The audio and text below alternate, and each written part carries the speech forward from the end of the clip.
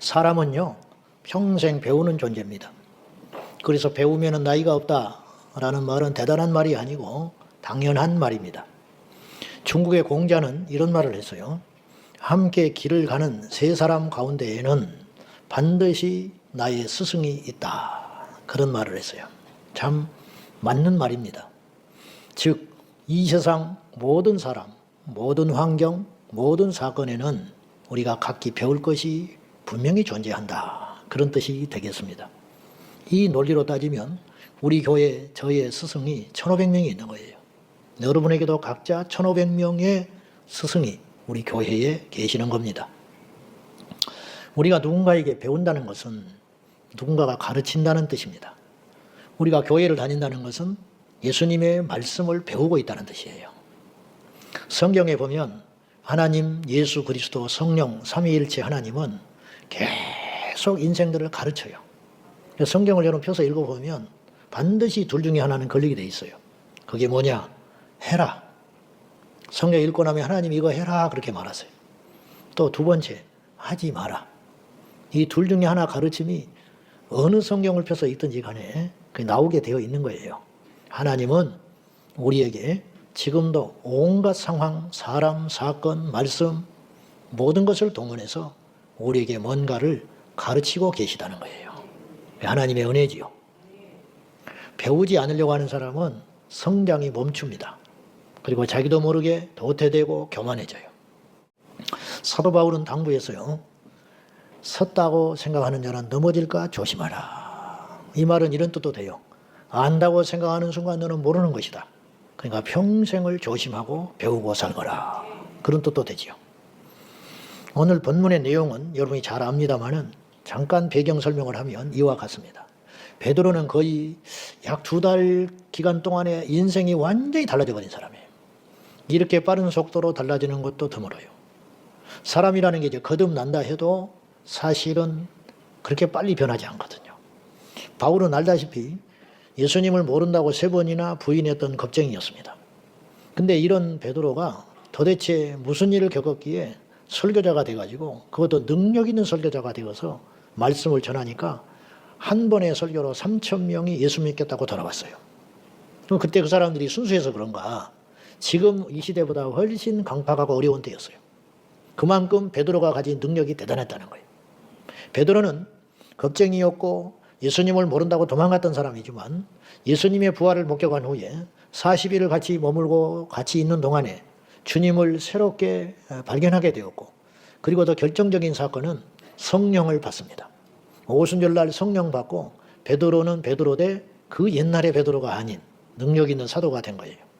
그래가지고 얼마나 능력 있게 복음을 전했는지 정확히 전했는지 3,000명이 유대교 신앙을 버리고 이방 우상 숭배를 버리고 옛 행실을 버리고 예수 믿겠다고 전부 돌아온 거예요. 엄청난 거지요. 근데 이거는 좋은 일이기도 하지만 큰 숙제이기도 한 거예요. 하루아침에 3,000명이 예수 믿겠다고 덤벼들었어요. 이게 굉장히 불이 임한 거예요. 이 중에는 자세히 성경에 표현이 안 돼서 그렇지 이들이 회심해서 세례 받는다는 건 결코 작은 사건이 아니에요. 이들 중에는 방언받는 사람, 뒤집어진 사람, 회개한 사람, 불 본 사람, 불 받은 사람, 환상을 본 사람 엄청난 역사를 경험한 사람들이 3,000명이 돌아온 거예요. 근데 이들을 그대로 방치했으면 결과적인 이야기지만 어떤 일이 벌어졌겠냐는 거예요. 초대교회는 없어요. 우리 교회에도 처음에 예수 믿고 막 들떠가지고 흥분해가지고 주님을 위해서 죽을 것처럼 교회 생활을 합니다. 한두 달 가면 안 보여요. 한두 달 가면. 왜 그러냐? 그 사람이 나빠서 그런 게 아니라 이 구조 자체가 그럴 수밖에 없는 거예요. 마귀가 그냥 두질 않아요. 옛 자아가, 옛 생활이, 옛 사람이 나를 그냥 그렇게 순순히 놔주지 않는다고요. 저도 마찬가지고 여러분도 마찬가지예요. 그래서 사도들이 굉장히 중요한 행동을 한 거예요. 그게 뭐냐는 거죠. 자, 우리 41절과 42절 한번 봅시다. 다 같이 다시 시작. 그 말을 받은 사람들은 세례를 받으매 이날에 신도의 수가 3,000이나 더하더라. 그들이 사도의 가르침을 받아 서로 교제하고 떡을 떼며 오로지 기도하기를 힘쓰니라. 세례받고 3,000명이 예수 믿겠다고 돌아왔는데 이걸 완성품으로 생각하지 않았어요. 성령 받고 불 받고 은혜 받고 예수 믿겠다고 결단하고 세례받았으면 다 된 거 아니에요. 그러나 사도들은 그걸 다 됐다고 생각하지 않았어요. 이제 시작이다. 그래서 이들을 집중적으로 가르치기 시작했어요. 무엇을 가르쳤는지는 몰라요. 그런데 이들이 이런 결정을 내린 이유는 그들이 주님께로부터 받은 명령입니다. 이들도 그렇게 겪은 거예요. 주님은 지상 대명령이라고 일컫는 마태복음 28장에서 이렇게 마지막 선포하고 주님이 떠나가셨어요. 너희는 가서 모든 족속을 제자로 삼아 아버지와 아들과 성령의 이름으로 세례를 주고, 여기까지가 다인 줄 알아요. 교회가. 교회에 등록시키면 다인 줄 알아. 집사님 주면 다인 줄 알아. 직분 주면 다인 줄 알아요. 이게 바로 세례를 주란 명령이에요. 세례를 준 것으로 만족하지 말고 내가 너에게 분부하여 가르친 모든 것을 지켜 행하게 하라. 이게 이제 주님의 명령이었어요. 교회 와서 등록한 게 다가 아니에요. 직분을 받은 게 다가 아니에요. 이제 시작이라는 거예요. 가서 모든 족속을 제자 삼고 세례를 준 후에 내가 너희에게 가르친 모든 것을 가르쳐서 지키게 하라. 가르치는 것도 목적이 아니에요. 뭐냐? 공부하는 게 목적이 아니에요. 교회는 그냥 가르쳤으니까 할 일 다 했다. 성도들은 배웠으니까 할 일 다 했다. 성경 공부 참여했으니까 할 일 다 했다. 성경 많이 읽었으니까 나는 이제 성숙해졌을 거야. 아니라는 거예요. 아니라는 거예요. 성경을 한 구절을 읽더라도 그 한 구절이 나를 붙드는 말씀이 되고 나를 바꾸는 말씀이 되어야지, 성경을 많이 읽었는데 하나도 행동을 안 하는 거예요. 그거는 배우나 마나 하는 거예요. 여러분, 우리가 배우는 목적은 행동하기 위한 거예요. 그것이 안 되면 아는 게 아니에요. 행동하는 것만 아는 것입니다. 여러분, 유치원 때부터 고등학교 졸업할 때까지 도덕을 배우잖아요. 간접적으로 직접적으로. 학교 다니면서 도덕을 공부했어요. 시험 봤는데 100점 맞았어요. 근데 어른 보고 인사도 안 해요. 그건 공부한 게 아니에요. 역사 공부를 죽어라 해가지고 암송하고 해가지고 만점을 받았어요. 근데 입에서 하는 말이 뭐라고 그러냐면 북침하는데 북침을 했대. 6.25를. 남침이 아니고 남한이 북한을 먼저 침입했다는 거예요. 그런 말을 하는 거는 사상을 떠나서 그건 배운 게 아니죠. 안 배운 것만 못하지요. 잘못 배운 거 망가지게 되는 거죠. 세상은 우리를 기대를 해요. 교회를 다녔으면 뭔가 변했겠지. 집에서 여러분을 기대하는 거예요. 니네 엄마 교회 가면 뭔가 달라졌겠지. 세상이 우리에게 기대하는 거예요. 신학을 해서 목사가 됐으면 뭔가 다른 사람과는 다르겠지. 근데 그런 걸 안 보여준다는 거죠. 그건 왜 그러냐?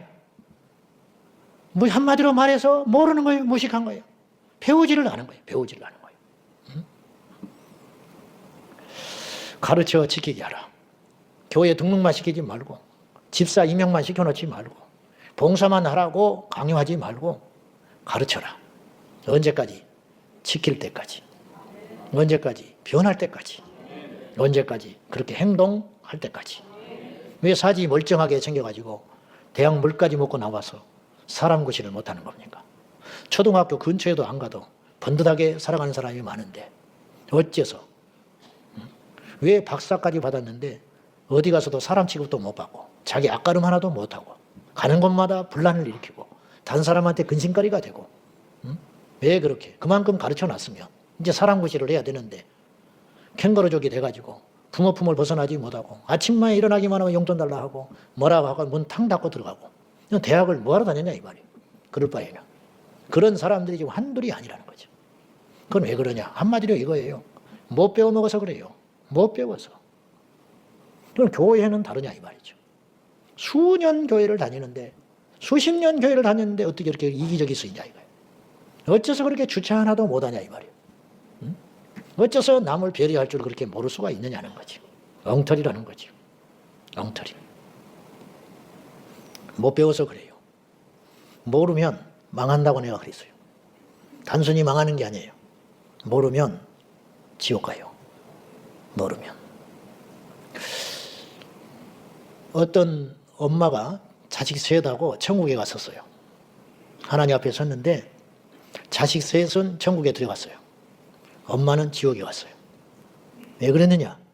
똑같이 다 교회 다녔는데 엄마가 먼저 믿었는데 엄마가 믿어서 자식들을 데리고 다녔을 거 아니에요, 교회. 근데 엄마는 지옥 갔어요. 자식 셋은 천국 갔어요. 왜 그러냐? 혼자 자식 셋 키우느라고 너무 힘들고 버거운 거예요. 그래서 어느 날 자식들 셋을 목졸라 죽였어요. 그리고 자기는 약을 먹고 자살했어요. 그것이 죄인 줄 몰랐어요. 주님은 그걸 죄라고 하셨어요. 어떤 설교자가, 그가 다니는 교회의 설교자가 스스로 목숨을 끊으면 지옥 간다고 말을 해줬다면 그 엄마는 그렇게 행동하지 않았을 거예요. 그런 말을 들은 적이 없는 거예요. 차별금지법이 이렇게 심각한 문제가 있다고 강단에서 외치기만 하면 성도들이 깨닫게 될 것이고, 그러면 이 나라는 그걸 막아내고 안전하게 지켜낼 수 있을 터인데 말을 안 해주니까, 가르쳐주지를 않으니까, 심지어는 그 법이 좋은 법인데 차별하지 말자고 그러는데 왜 우리 목사님은 반대하냐, 왜 기독교만 반대하냐, 이런 답답한 소리를 하고 있는 형편인 것이죠. 여러분, 우리가 성도가 마땅히 해야 할 일을 깨달았다면, 성도의 도리를 알았다면 우리가 얼마나 많은 복을 이미 받았겠어요. 얼마나 우리 인생이 순탄하고 술술술술 풀려갔겠냐고요. 근데 그것이 문제인 줄 모르고, 그것이 죄인 줄 모르고, 그것이 나의 복을 막고 있다는 걸 모르니까 그냥 그렇게 살아가는 거예요. 뭐가 어떠냐 하고 너무 안타깝고 답답한 일이죠. 자, 우리가 쉽게 생각하는 죄도 아닌 것처럼 여기는 일들이 있어요. 분쟁, 시기, 분열, 당짓는 거, 투기하는 거 등등. 그거 다 우리 조금씩 그런 부분이 있으니까. 근데 그걸 크게 문제 삼지 않아요. 근데 성경은 뭐라고 말을 할까요? 자, 모르니까 그렇게 살아가는 거예요. 또 여러분이 설령 알아도 대충 듣는 거예요. 자, 갈라디아서 5장 20절과 21절이 얼마나 심각하게 이야기하는지 보세요. 시작.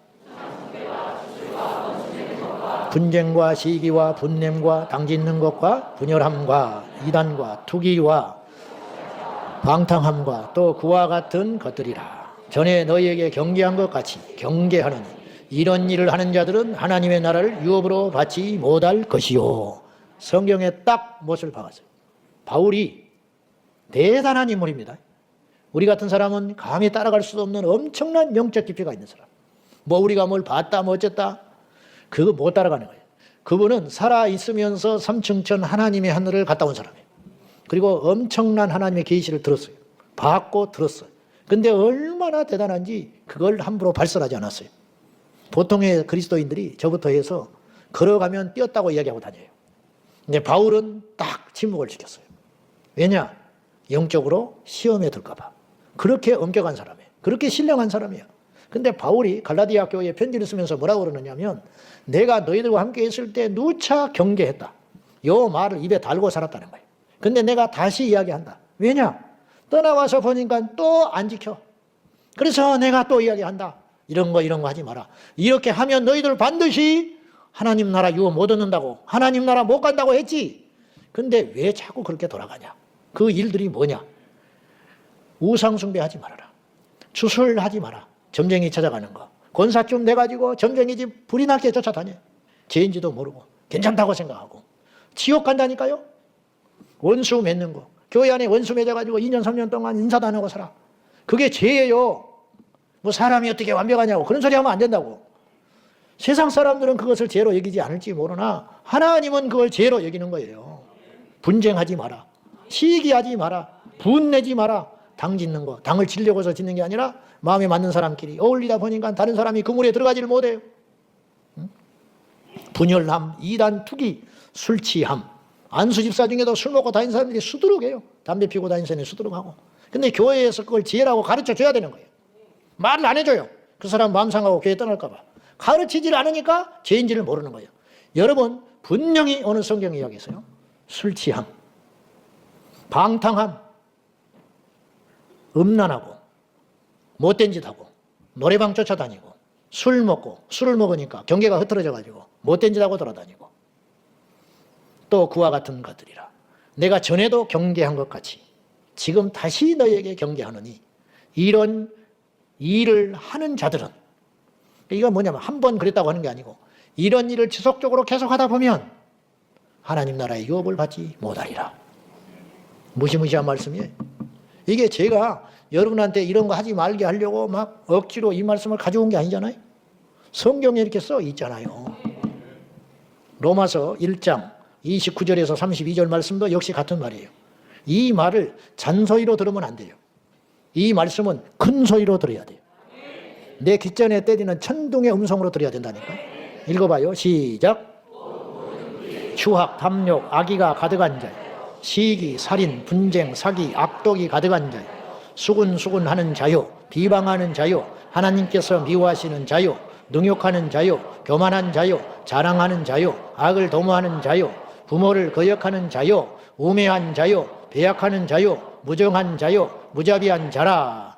그들이 이 같은 일을 행하는 자는 사형에 해당한다고 하나님께서 정하심을 알고도 자기들만 행할 뿐 아니라 또한 그런 일을 행하는 자들 옳다 하느니라. 유대인들은 이것이 죄인 줄 알았어요. 하나님께서 사형에 해당된다는 말은 단순히 죽인다는 뜻이 아니에요. 멸망시켜 지옥의 불에 던진다는 뜻이에요. 그럼 어떤 사람이 그렇게 되느냐? 시기하는 자요, 살인하는 자요. 살인은 그렇다 쳐요. 근데 시기도 같은 죄야. 분쟁을 일으키는 자, 사기치는 자, 악독이 가득한 자. 이건 좀 애매한 말이니까 그렇다 칩시다. 수군수군하는 자요. 이게 죄인지 모르는 거예요, 우리가. 우리가 그냥 그렇듯하듯 그냥 수군수군하고 다니잖아요. 남의 말하고 다니고 험담하고 다니잖아요. 아무렇지도 않게. 아무렇지는 않지. 좀 괴롭지. 근데 이게 안 고쳐져요. 또 돌아서면 또 그렇게 살아가. 비방하는 자는 비방을 해요. 자꾸 남을 비판하고 비방하고. 미워하는 자요. 능욕하는 자요. 근데 문제는 거역하는 자, 악을 도모하는, 부모를 거역하는 자, 우매한 자, 배약하는 자, 무정한 자, 무자비한 자. 이런 일을 행하는 사람은 하나님께서 그냥 두지 않는다. 사형에 해당된다는 걸 알고도 어째서 계속 그렇게 살고, 더군다나 자기의 죄의 동조자를 만들기 위해서 그렇게 하는 것도 괜찮아. 왜 겁 없이 이렇게 말을 하냐. 말씀이 그 말이에요. 지금 우리 중에서도 거의 80, 90%는 이 말씀을 지금 처음 듣는 게 아니에요. 근데 이 말씀을 들을 때 우리 마음에 어떤 생각이 드냐면 나는 해당한데, 그렇게 생각하는 사람이 일부 있고, 또 하나는 어떻게 사람이 그런 걸 다 지키고 살아? 괜찮아? 그런 생각을 갖고 사는 거예요. 이게 얼마나 위험한 생각인지 아세요? 그러니까 안 바뀌는 거예요. 여러분, 계속 수근수근하고 살면 결국 지옥 가요. 여러분, 한 끼 밥 굶는다고 안 죽지요? 계속 굶어봐요. 어떻게 되겠어? 어떻게 되겠냐고. 계속 남의 말만 하고 다녀봐요, 한번. 처음에 한두 마디 했다고 하나님이 벼락쳐서 데려가요? 지옥으로 보내요? 그게 아니고 계속 그렇게 살다 보면 첫째, 자기 믿음을 잃어버려요. 말해놓고 자기가 시험 들어버려요. 두 번째, 그 말을 듣는 사람을 죽여버리는 거예요. 그러니 갈 길은 어디겠어요? 믿음이 안 자라요. 하나님과 멀어져요. 그걸 경고하고 있는 거예요. 그것을. 이 말씀을 흘려듣지 마십시오. 큰 소리로 들으셔야 돼요. 큰 소리. 오늘 본문 다시 보시면 무엇을 가르쳤는지 몰라요. 그죠? 내용은 모르겠어. 근데 42절 다시 봐요. 그들이 사도의 가르침을 받아 서로 교제하며, 가르침을 받은 결과 이들이 열심히 배웠어요. 배우면서 어떤 일이 일어났느냐? 서로 교제했어요. 떡을 뗐다는 건 서로 식탁 공동체를 이루었다. 그리고 기도하기에 힘썼어요. 이게 배움의 열매가 나타난 거예요. 그때는 노예가 있었어요. 그때는 이방인들과 유대인들이 같이 예수 믿고 돌아왔어요. 그들은 서로 상종 안 했고 밥도 안 먹었어요. 여러분, 그 당시 계급주의 사회에서 노예제도가 있는 로마 시대에 노예와 주인이 어떻게 같이 예수 믿는다고 같이 교제를 합니까? 근데 이게 가능해진 거예요. 왜? 원래 그런 사람이 아닌데 사도들이 가르쳤어요. 그랬더니 이들이 변한 거예요. 그 뒤에 따라온 열매들을 또 보세요. 44절. 믿는 사람이 다 함께 있어 모든 물건을 서로 통용하고 내 것 물건을 아까워하지 않고 서로 나눠주고 같이 썼다. 이거 있을 수 없는 일이에요. 근데 왜 이렇게 됐냐는 거죠. 이들이 원래 그런 사람이냐? 아니에요. 누가 가르쳤어요. 그렇게 사는 것이 예수 믿는 삶이라고 가르쳐 준 거예요. 그 다음에 자기 재산과 소유를 팔아서 각 사람들에게 나눠줬어요. 이런 일이 어떻게 가능해요? 어떻게 이런 본능이 일어날 수 있냐고요. 내 것은 다 소중한 것인데 안 돼요. 근데 누가 그렇게 하라고 한 거예요. 누가? 예수님의 가르침을 받은 제자들이 그걸 똑같이 다시 가르쳐 준 거예요. 그랬더니 이들이 서로 떡을 뗐고 기쁨과 순전한 마음으로 차별 없이 음식을 먹었고 하나님을 찬송하니 열매들이 나타나잖아요. 그러니까 전도할 것도 없이 사람들이 그 모습을 보고 교회로 몰려오기 시작했다 그러듯이 변화진 거야. 이들도 우리와 다를 바 없는 똑같은 사람이에요. 근데 이들이 배운 거예요. 그렇게 살아야 한다고 배운 거라니까요. 그것이 잘못됐다는 걸 배운 거예요. 그리고 순종하며 갔다는 거죠. 기도하겠습니다. 살아계신 하나님, 내 자아와 내 편견, 내 고집, 경험 내려놓고 말씀 앞에 섭니다. 내게 말씀하여 주옵소서. 우리를 말씀의 방망이로 깨뜨려 주옵소서. 우리를 꾸짖어 주시옵소서. 우리를 부끄럽게 만들어 주시옵소서. 우리를 수치스럽게 만들어 주시옵소서. 그 말씀 앞에 우리가 적나라하게 벌거벗겨져서 바로 서는 시간들이 되게 하여 주옵소서. 주여 말씀하소서. 저희들이 듣겠나이다. 예수님의 이름으로 기도 올리옵나이다.